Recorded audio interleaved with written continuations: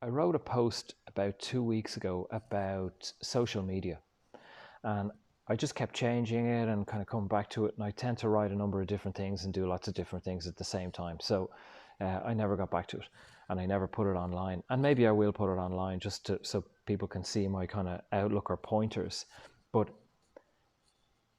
you would be amazed the amount of people who've contacted me in the last 2 or 3 weeks who are, or I've sent out newsletters or whatever. They say, "Oh, I'm not on social media. I'm not on Instagram or anymore. I'm not on Twitter or whatever."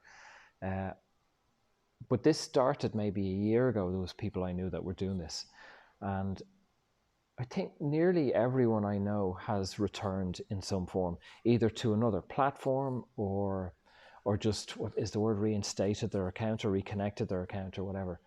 And I've kind of always stood back and kind of watched this behavior because I've seen it with loads of people. And they all say the same thing, it's taking up too much of their time, they're getting sucked into it. Now, I think there's two main areas of use, destructive areas of use with social media. There's a third, which is purposeful. I'll go with the purpose. The purposeful one, obviously, is access to information. So if something is providing us value, for me, I use Instagram, I use Twitter, obviously I use YouTube and these things, but I use Instagram to follow accounts that I might get information from or that I want to check in with, and obviously to promote myself as well. That's it. It's very limited. It's very select for me. So even the amount of people that I follow on Instagram, as most of you know, like, I don't follow your accounts, I wouldn't be reading. But there's a few people or a few accounts that at times I want to check in with, and I'm just moved to read, or to images as well. If you follow me on Instagram, you see that a lot of my stories are around sexual energy. There's posts around sexual energy as well that I would read, but the images around sexual energy are there, and I've written about this on Instagram before. It's to activate sexual energy. It's to activate Kundalini energy, to trigger people or to awaken people and to move the energy. So I would log in for those reasons of what the energy that I'm looking to draw through my own account. It's a frequency that certain people are looking for, that come and work with me or that read my stuff or that listen to my stuff. But in order for me to get to that, it all technically is a calculation. In order for me to get to the final mathematical equation, I have my own energy that I put out, but I also have to draw in the equations of other accounts, if that makes any sense. So value, if you're not getting any value from social media, yeah, I totally encourage, get off it. It's a waste of time. It's a drain. It's a distraction. But then there's if you're getting value, if you have accounts or people that you like, I'm going to rest my whatever the fuck this thing is called, selfie sticky thingy. If you're getting value, then why cut off the value? Now, maybe you're not. That's why I say, if you're not getting value, remove yourself from these platforms and go out in the world, and live life. But I met a lot of people on Twitter over the last 10, 12, 13 years, and I learned an awful lot about political philosophy and anarchy, economics, free market economics. And it was fantastic because there was one year that I read, I think it was 46 books around political philosophy and economics. And with the platform of Twitter, I could communicate with these people, who knew more than me in these areas, and ask questions and say, well, what about this country? What about that country? What about this economy? Do you not think this is a good idea? And I learned an awful lot, and I argued with a lot of people as well, as I went through that process. But it was great to have a classroom, in a sense, and have access to talking heads that I could communicate, what I was reading and what I was learning. And prior to this experience, I would have been a socialist. I might have fallen into what is kind of Bernie Sanders or Joe Biden isn't a socialist really, Bernie Sanders territory during this whole experience, and having the access to other people's experience and minds, and a lot of great books that really changed my life, really changed the direction of my life. The likes of Murray Rothbard, And having access to these people and to communicate with these people just helped me to realize like what aligns with my spiritual beliefs. So socialism does not align with my spirituality at all, my being. Socialism is founded on theft.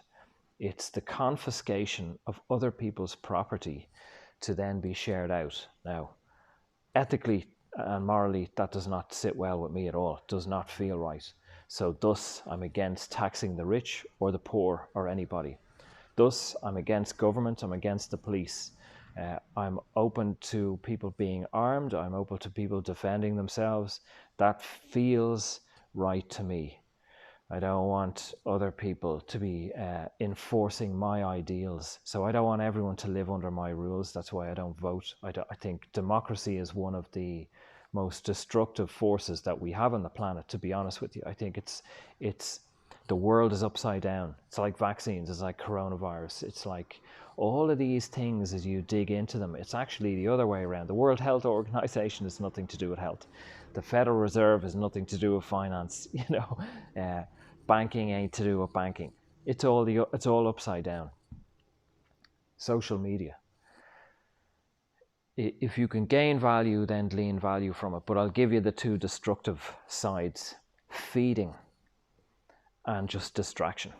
So a lot of people are addicted to feeding, and you'll see the accounts, that are like airbrushed, the hair is done, beautiful, the makeup is done, everything has to be immaculate. It's like the coffee cup, all of these, the iBook is it, or iMac, or whatever the Apple fucking thing is, or the iPhone, like everything is fucking tailored. The yoga pants, it's all feeding. And it's because we're empty. I've talked about this before, and I talked about this in the group Zoom integration on Sunday. There's another one coming this coming weekend, by the way. But anyway, we're on social media often because we're feeding and we're empty. Like, people have no self-esteem. No self-esteem. We get a little bump up, get onto social media, tell the world what we've done and what we've achieved so that they will like and say, hey, you're doing great, go girl, go man, whoever the fuck you are, well done, yeah, you're great, I love what you're doing. And it's like, oh, bit wow, fill me up with other people's fucking attention. So the real test is to not do that and see, who am I if no one likes my posts?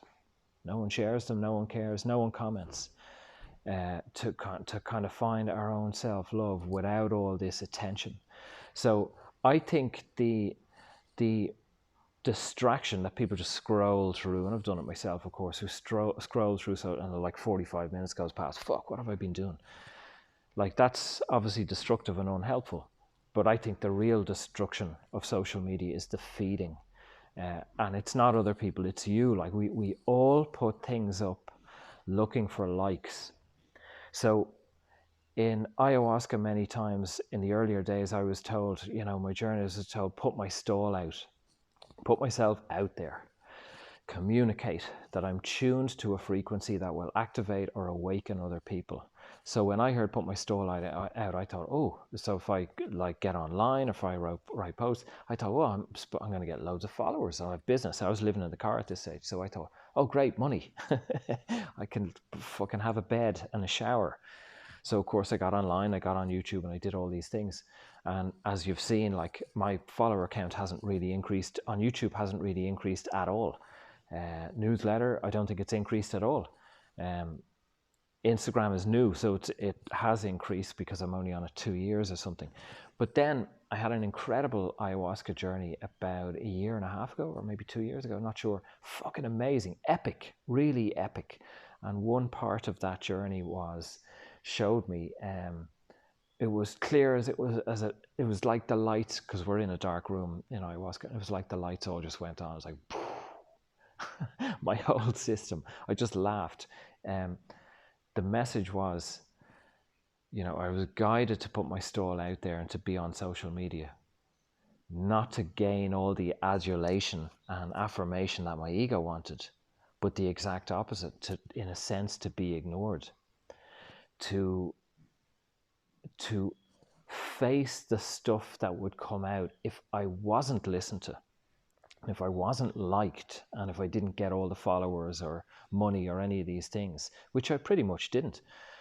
And it was to face all the shame of like, oh my God, like the embarrassment of like putting videos up and no one watches them or 10 people watch them, and that, it was really horrible and brutal, really, because this went on a long time, but it was also really healthy to not gain that affirmation and to kind of have to face myself and like, oh fuck, well, who am I if nobody's watching any of my stuff or reading it?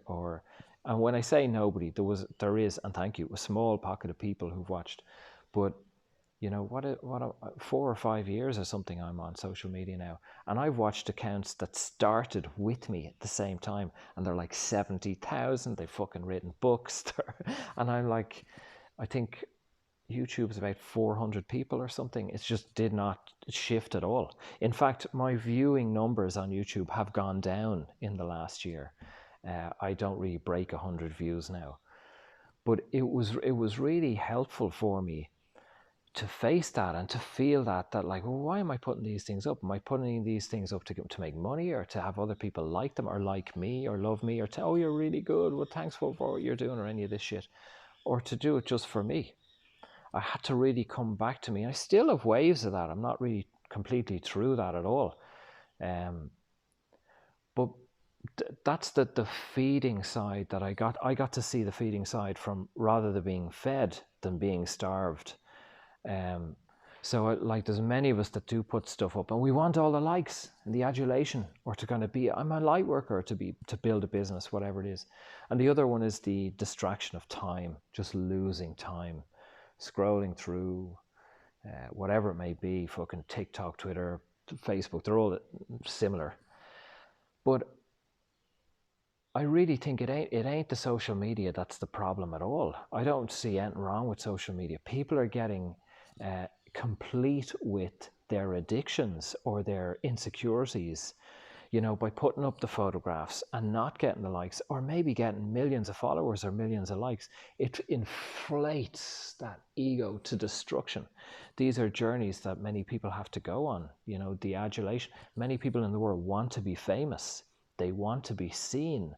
They're so empty and insecure that if they get this likes, followers, that it'll fill them up. And I was too, and I still am to a degree. We all want to be accepted and embraced. It's part of society. So my work has kind of unintentionally been in the opposite direction. Left to my own devices, I would have wanted the million followers. I would have wanted the business to make money or to grow, but that didn't happen. That never materialized. So I got the complete opposite lesson of like being burned out, of like how empty I am and how needy I am or was.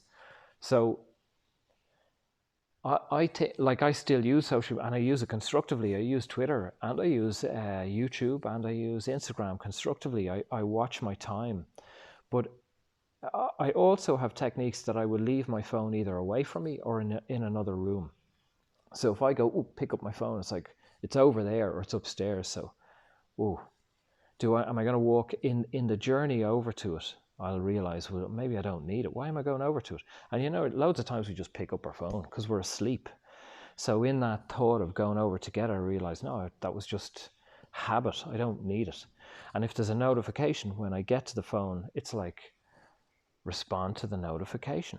That's all. So before I pick it up, I know I'm responding to the notification. I'm putting the phone down. Rather than being asleep, respond to the notification, go into Instagram or Twitter for the next 45 hours, So for me, it just helps to have a little bit of awareness, of consciousness, to be conscious of what I'm getting myself into. Do I need to go into this or not?